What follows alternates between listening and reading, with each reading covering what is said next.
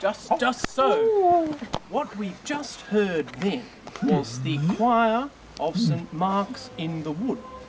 Now Mark's in the Wood. It's called Mark's in the Wood, although it has nothing to do with either St. Mark or the woods.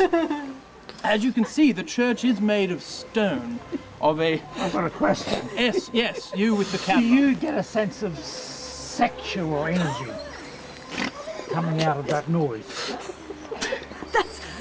That's a little inappropriate, don't you think? No, I think it's Sexual energy you'll find actually comes from this building here, which is the brothel.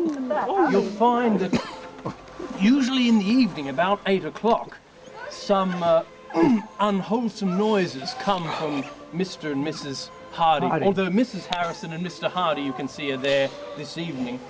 Back to